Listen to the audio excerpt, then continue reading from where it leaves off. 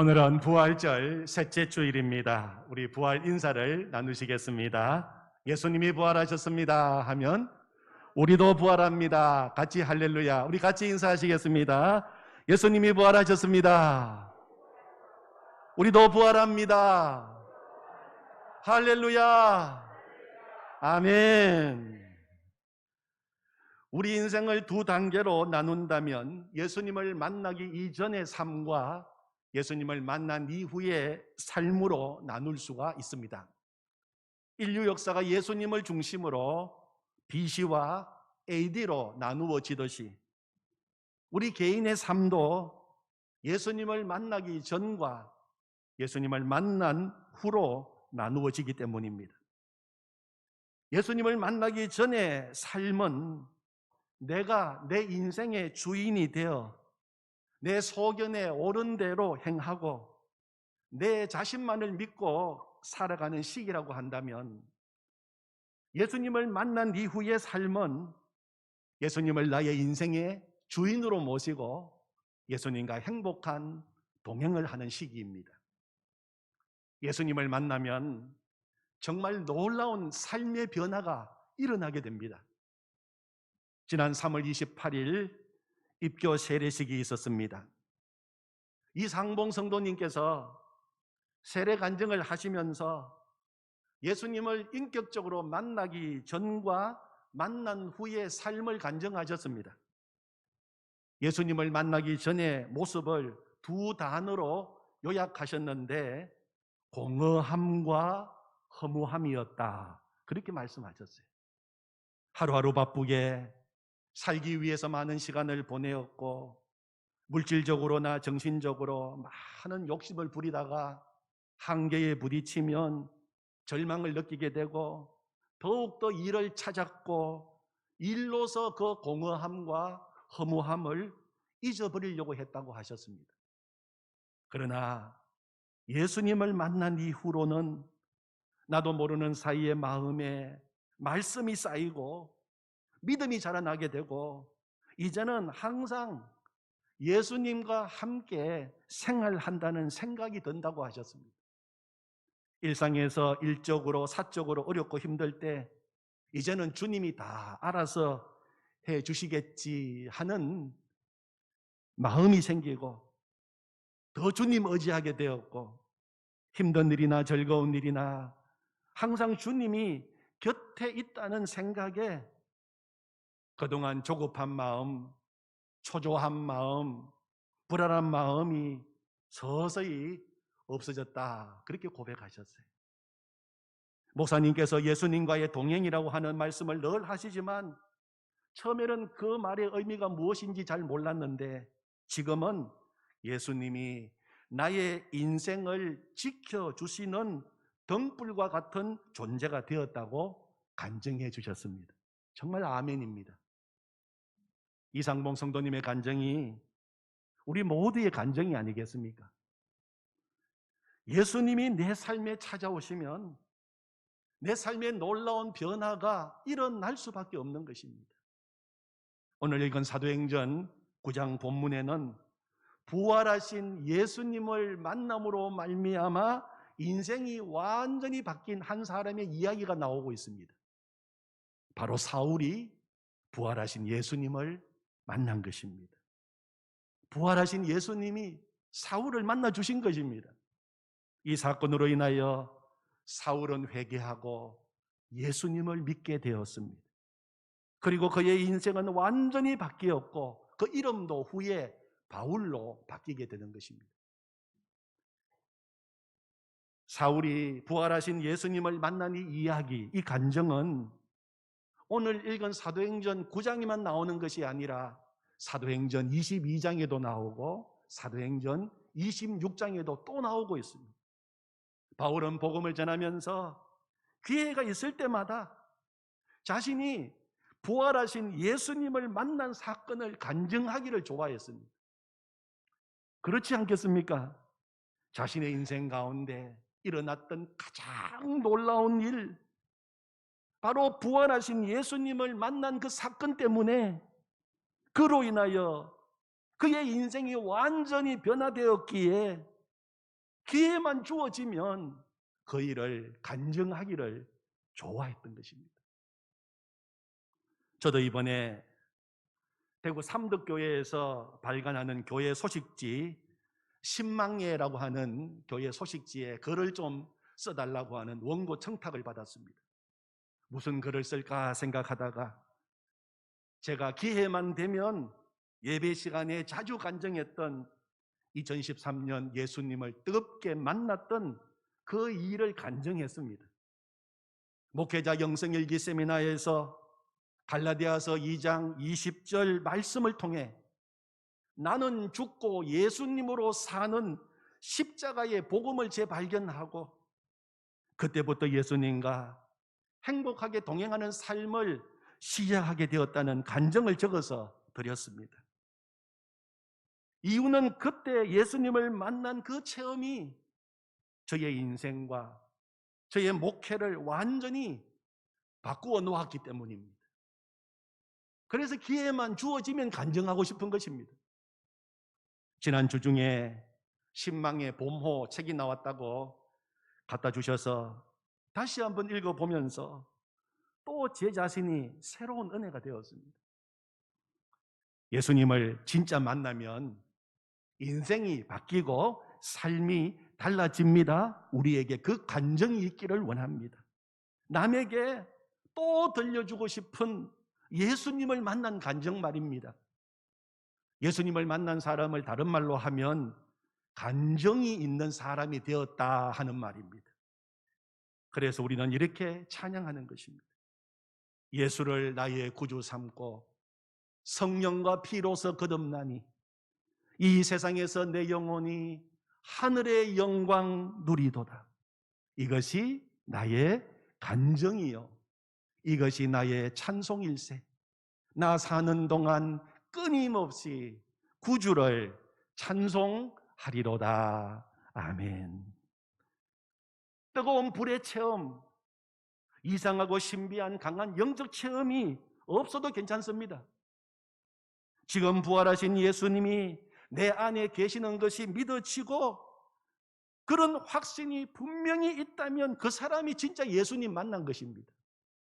아무리 뜨거운 체험이 있어도 지금 예수님이 내 마음에 계시는 것이 안 믿어지면 아직도 예수님 만나지 못한 것입니다. 오늘 본문에 사울이 부활하신 예수님을 만난 이야기는 사울이 놀라운 기적을 체험했다는 것에 초점이 있는 것이 아니라 예수님을 인격적으로 만났다는 데에 초점이 있습니다. 사울의 이름은 오늘 9장에 처음 나오는 이름이 아닙니다. 사도행전 7장 스데반이 순교할 때 그때 그 자리에 사울이 있었습니다. 스데반을 돌로 치는 무리들이 옷을 벗어 사울이라 하는 청년의 발 앞에 두었다. 그렇게 기록하고 있습니다. 사울은 스데반이 순교하는 자리에 있었습니다. 그리고 사도행전 8장 3절에서 사울이 교회를 잔멸할세 각 집에 들어가 남녀를 끌어다가 옥에 넘기니라. 예루살렘 각 집에 들어가서 예수님을 믿는 성도들을 잡아서 옥에 가두는 일에 앞장섰습니다.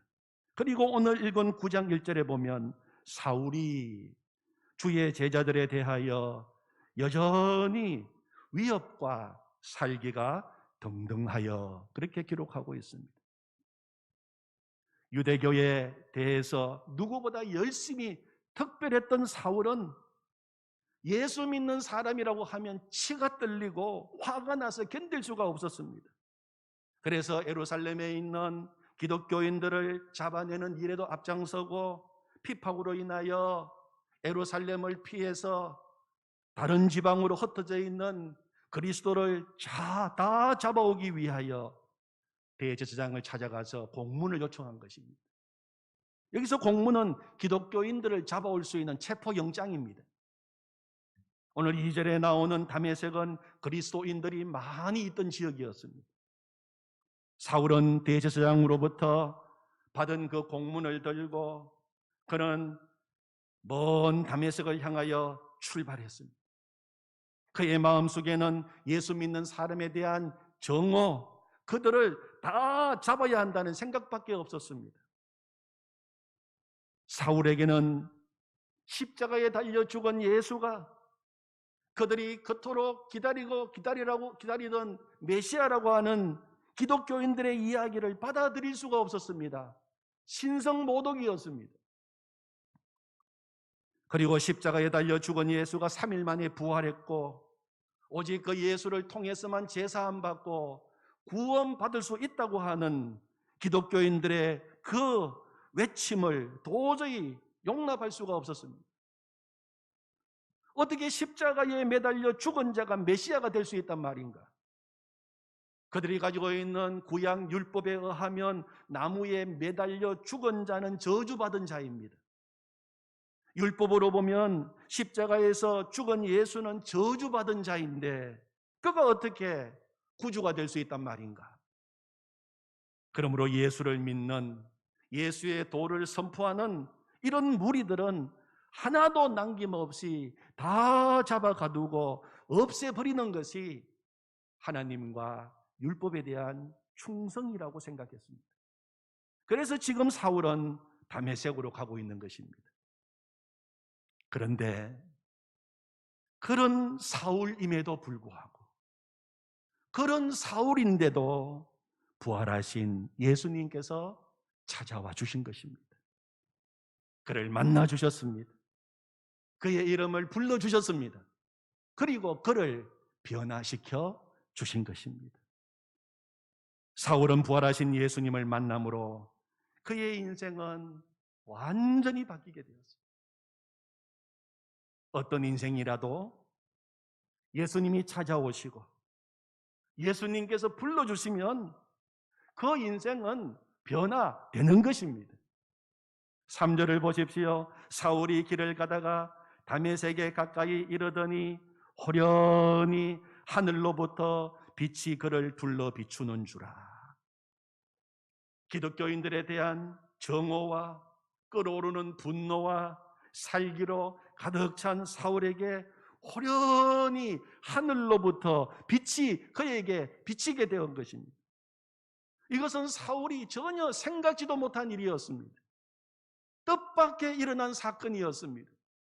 사람이 만든 사건이 아니었습니다. 하나님이 만든 사건이었습니다. 하늘로부터 임한 사건이었습니다. 마치 사도행전 2장에서 120여 명의 성도들이 모여서 온전히 기도에 힘쓰고 있을 때 호련히 하늘로부터 급하고 강한 바람 같은 소리가 있어 그들 가운데 성령이 임했던 것처럼 호련히 하늘로부터 빛이 사울에게 임한 것입니다. 그 순간 사울은 그 강력한 빛 앞에 엎드러졌습니다. 그가 완전히 깨어지는 순간이었습니다. 그의 교만했던 자아가 깨어지는 순간이었고 그의 교만한 지성이 여지없이 무너지는 순간이었습니다. 그리고 주님의 음성이 들려왔습니다. 사울아, 사울아, 네가 어찌하여 나를 박해하느냐? 주여, 누구시니까? 나는 네가 박해하는 예수라. 부활하신 예수님은 사울을 찾아오셔서 그의 이름을 거듭거듭 불러주셨습니다. 여러분, 이것이 은혜입니다. 은혜는 하나님이 우리를 찾아오시는 것이 은혜입니다.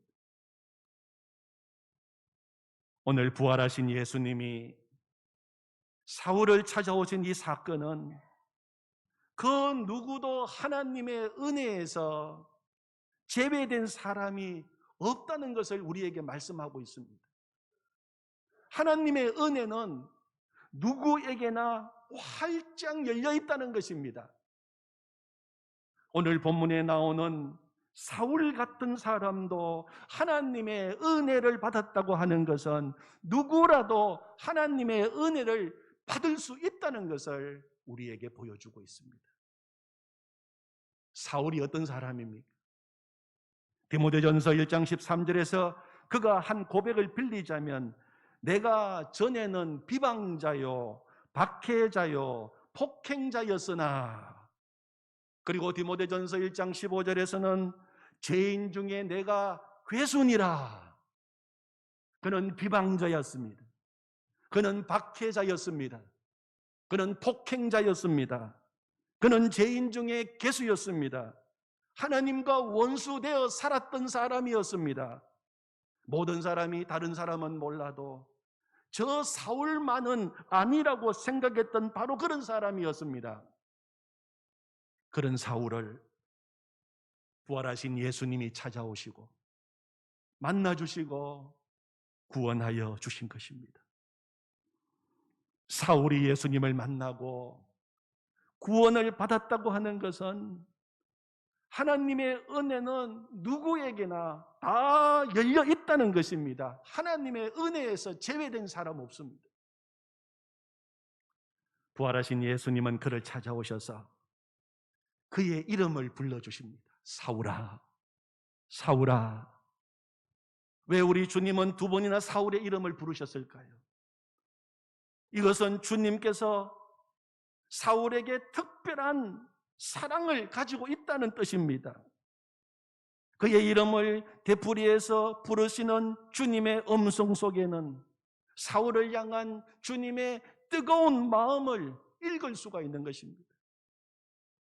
사울아, 사울아, 나는 너를 그렇게 사랑했고, 나는 너를 위하여 십자가 위에서 죽었고, 나는 너를 위하여 부활했고, 나는 너의 모든 죄를 용서했고, 나는 네가 도교로 돌아오기를 이렇게 기다리고 있는데 너는 왜 자꾸만 딴 길로 가고 있느냐?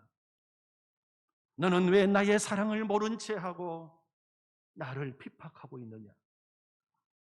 이제 돌아오라는 것입니다. 내 품으로 돌아오라는 것입니다. 사울을 애타게 부르시는 주님의 음성입니다. 그 음성이 사울을 살린 것입니다. 제자 옥한음, 순교, 그리고 최근에는 부활 그 증거라고 하는 영화를 제작 감독하신 김상철 목사님이 계십니다. 얼마 전에 이용규 선교사님과 같이 쓴 부활이라고 하는 책에서 목사님은 그의 살아온 인생 가운데 주님을 만난 간증을 다음과 같이 소개했습니다. 나는 심각한 우울증으로 자살을 시도한 적이 있다. 삶에 대한 회의, 가장으로서 할 수 있는 게 없다는 자신감 결여, 그리고 원인 모를 죽음에 대한 깊은 묵상 때문이었다. 죽어야 한다는 소리가 내 길을 떠나지 않았다. 네게 넥타이가 있잖아. 내가 시키는 대로 하면 편안하게 이 세상을 떠날 수 있어. 목을 매. 이런 소리가 계속 들려왔다. 대전 외곽에 있는 대청산 기도원 옆에 연수원으로 무작정 올라갔다. 그리고 큰 나무에 밧줄을 걸었다. 나는 돌을 청청히 올린 뒤 그 위로 올라가 밧줄을 목에 감고 눈을 감았다. 이제 몸을 비틀기만 하면 삶을 마감할 수 있었다. 그때 아무도 없는 깊은 산속에서 울려 퍼진 목소리를 잊을 수 없다. 너 이렇게 죽으면 지옥 가. 지옥이 이보다 무서울까 하는 생각이 들 정도로 무서운 음성이었다. 나는 두려움에 떨며 목에서 밧줄을 거두었고 잠시의 망설임도 없이 급하게 산에서 내려오면서 내가 어떻게 여기까지 올라왔지 하는 의문이 일었다. 무섭고 거칠었으며 어둠이 짙은 산이었다. 목매어 죽으려고 하는 그 순간에 목사님에게 들려온 너 이렇게 죽으면 지옥 가 하는 그 소리가 정말 하늘에서 쩌렁쩌렁 울려 들려온 음성이었을까요? 그 마음의 심령에서부터 그에게 말씀하시는 주님의 음성을 들은 것입니다. 주님이 그를 살린 것입니다. 예수님은 오늘도 우리에게 말씀하고 계십니다. 너 이러면 안 돼. 너 왜 내 사랑 안 받고 점점 더 멀리 가고 있니? 지금 돌아와. 우리가 그 음성을 무시하고 살아서 그렇지 주님은 계속 말씀하십니다. 그 주님의 음성을 들으시기를 바랍니다. 찬란한 빛 가운데 나타나신 부활의 예수님을 배웠고 그 음성을 듣는 순간 사울의 삶은 완전히 변하게 된 것입니다. 8절 9절에 보면 사울이 땅에서 일어나 눈을 떴으나 아무것도 보지 못하고 사람의 손에 끌려 다메섹으로 들어가서 사흘 동안 보지 못하고 먹지도 마시지도 아니하니라. 그 찬란한 주님의 빛 앞에서 사울의 육신의 눈은 멀어져 버렸습니다. 어두워졌습니다. 사흘 동안 그는 볼 수가 없었습니다. 먹지도 마시지도 아니했습니다. 이 사흘은 너무 답답하고 힘든 시간이었지만 사울이 바울로 변화되기 위한 시간이었습니다. 앞을 보지 못하고 식음을 전폐한 이 사흘의 고통은 거룩한 침묵의 시간이었고 하나님께서 그를 어루만지시고 다듬어 주시고 그를 회복시켜 주신 시간이었습니다. 여러분, 우리 인생에도 이런 사흘의 시간이 때때로 있는 것입니다. 그런 시간을 우리 주님 안에서 잘 견뎌내기를 원합니다. 그러면 정금 같은 믿음의 사람으로 나오게 되는 것입니다. 구약의 요나는 니느웨로 가라고 하시는 하나님의 말씀에 불순종하여 다시스로 가는 배를 탔습니다. 그가 탄 배가 풍랑을 만났고 요나는 바다에 던져집니다. 하나님께서 요나를 위하여 큰 물고기를 준비하셨습니다. 요나는 그 물고기 뱃속에서 사흘을 지냅니다. 사흘 동안 그 캄캄한 물고기 뱃속에서 그는 회개하고 자복하고 통회하고 주님 바라보고 변화되고 다시 사명자로 일어나게 되는 것입니다. 마찬가지로 하나님은 사울을 하나님의 자녀로 복음 전거자로 하나님의 귀한 사명자로 삼으시기 위하여 사흘을 준비하신 것입니다. 다메섹 도상에서 예수님 만나고 이 사흘을 보내는 동안 그의 삶은 완전히 변화되었습니다. 빌립보서 3장 7절 이하에 보면 그는 예수님을 만난 후 자신의 삶의 변화를 이렇게 고백합니다. 그러나 무엇이든지 내게 유익하던 것을 내가 그리스도를 위하여 다 해로 여길 뿐더러 또한 모든 것을 해로 여김은 내 주 그리스도 예수를 아는 지식이 가장 고상하기 때문이라. 내가 그를 위하여 모든 것을 잃어버리고 배설물로 여김은 그리스도를 얻고 그 안에서 발견되려 함이니. 갈라디아서 2장 20절에서는 또 이렇게 고백했습니다. 내가 그리스도와 함께 십자가에 못 박혔나니 그런즉 이제는 내가 사는 것이 아니요 오직 내 안에 그리스도께서 사시는 것이라.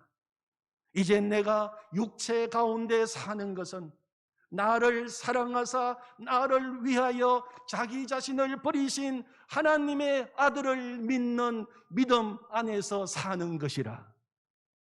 오늘 요절 말씀 빌립보서 1장 20절에서는 나의 간절한 기대와 소망을 따라 아무 일에든지 부끄러워하지 아니하고 지금도 전과 같이 온전히 담대하여 살든지 죽든지 내 몸에서 그리스도가 존귀하게 되게 하려 하나니. 예수님을 만난 사울은 이제는 예수님이 그의 삶의 전부가 되었습니다. 지금까지 그렇게 세상에 대하여서 세상에 대하여 밝았던 눈이 어두워지게 되었고 주님이 확실히 보이고 은혜에 대해서 눈이 열리고 하나님 나라가 분명히 보이게 된 것입니다. 천국 소망이 분명해지고 주님이 함께하는 길이라면 가시밭길 돌짝밭이라도 영광으로 알고 달려가게 되는 것입니다. 오늘 말씀에 하나님은 사울을 위하여 아나니아라고 하는 제자를 준비하셨습니다. 아나니아, 그 이름의 뜻은 하나님은 은혜로우시다, 하나님은 은혜로우시다 하는 뜻입니다. 은혜의 하나님이 아나니아를 보내어 사울의 눈을 뜨게 해주신 것입니다. 그 눈에서 비늘 같은 것이 벗어지게 되었습니다. 17절 18절입니다. 아나니아가 떠나 그 집에 들어가서 그에게 안수하여 이르되 형제 사울아, 주곧 네가 오는 길에서 나타나셨던 예수께서 나를 보내어 너로 다시 보게 하시고 성령으로 충만하게 하신다 하니 즉시 사울의 눈에서 비늘 같은 것이 벗어져 다시 보게 된지라. 아멘. 사랑하는 성도 여러분, 은혜로우신 하나님께서 이 시간 우리의 영의 눈도 활짝 열어주시기를 축원합니다. 비늘이 다 벗겨지기를 원합니다. 세상의 비늘이 다 벗어져야 하나님의 영광을 볼 수 있습니다. 육의 비늘이 벗어져야 영의 세계를 보게 되는 것입니다. 우리의 눈을 가로막고 있는 편견, 독선, 고집, 이기적인 모든 욕심과 쾌락의 비늘이 벗어지기를 원합니다. 세상 즐거움과 안락에 만족하던 눈의 비늘이 벗겨지고 우리의 영의 시력이 회복되기를 원합니다. 1960년 미국에서 60년대 미국에서 쌍벽을 이루던 허리우드 여배우가 두 명 있었습니다. 한 사람은 저 유명한 마릴린 먼로이고 또 다른 한 사람은 콜린 타운샌드 에반스였습니다. 이 두 여배우는 당대에 최고의 인기를 누렸고 수많은 박수와 갈채와 인기를 한 몸에 받고 부귀영화를 누리며 살았습니다. 마릴린 먼로, 세상 사람들의 그 박수와 인기 속에서 여러 남자와 스캔들을 벌였고 마지막에는 내면에 밀려오는 허무와 갈등을 이기지 못하고 36살 나이에 약물과다 복용으로 생을 마감했습니다. 그러나 콜린 에반스는 인기 절정에 있던 어느 날 그녀는 갑자기 배우직을 청산하고 화려한 허리우드 음악을 떠나겠다고 선언하였습니다. 콜린 에반스는 은퇴 기자회견에서 이런 말을 했습니다. 여러분, 저는 지금 깊은 사랑에 빠져 있습니다. 저는 그 깊은 사랑에서 헤어나올 수가 없습니다. 그래서 이제 허리우드를 떠나게 되었습니다. 그녀의 말은 연일 뉴스거리가 되었습니다. 콜린 에반스가 사랑하는 남자가 도대체 누군가? 그리고 그녀는 이 화려한 허리우드를 떠나 그를 선택했는가? 당시 기자들의 공통된 질문은 도대체 누구와 그런 사랑을 빠졌는가? 당신의 마음을 그렇게 사로잡은 그 남자가 도대체 누구입니까?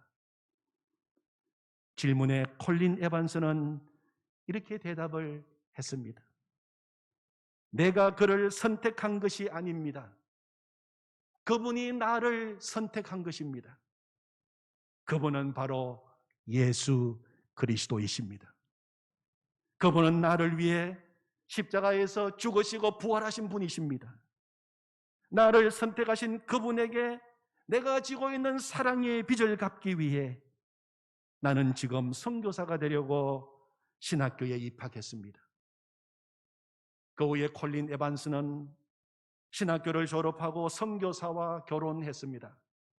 그리고 남편과 함께 아프리카 선교사로 파송받아 우간다, 체험지, 선교지로 들어가서 자신이 받은 주님의 사랑을 전했습니다. 7년간 아프리카 선교를 마치고 잠시 안식년에 귀국했을 때 빌리 그레암 목사님이 물었습니다. 콜린 에반스, 허리우드의 영광과 명예와 인기를 포기하고 우간다 선교사로 떠난 것이 후회가 되지 않습니까? 정말 행복하십니까? 콜린 에반스는 대답했습니다. 후회라니요? 결코 아닙니다. 이 선교 사역은 나에게 영국 여왕 자리와도 바꿀 수 없는 귀중하고 보람된 자리입니다. 나는 행복합니다. 오늘 사울을 찾아가셔서 그의 이름을 불러주신 부활의 주님, 김상철 목사님에게, 콜린 에반스에게 찾아가셔서 그의 인생을 변화시켜 주신 부활의 주님께서 오늘 이 시간 우리를 찾아오셨습니다. 그리고 이 시간 우리의 이름을 불러주고 계십니다. 그 주님을 뜨겁게 만나는 시간이 되시기를 축원합니다. 아멘. 하나님 아버지 감사합니다. 우리 주님 사망 권세 이기시고 무덤의 문을 여시고 부활하셨을 뿐만 아니라 이제 사울 찾아가시고 오늘 우리를 찾아오셔서 우리의 이름을 불러주시니 감사합니다. 이 시간이 주님을 뜨겁게 만나는 시간이 되게 하여 주시옵소서. 주님과 사랑에 빠지는 시간이 되게 하여 주시옵소서. 이제는 주님 때문에 행복한 인생이 되게 하여 주시옵소서. 주님 가시는 그 길이라면 주님과 함께 십자가의 길도 영광의 길로 알고 가게 하여 주시옵소서. 예수님의 이름으로 기도하옵나이다. 아멘.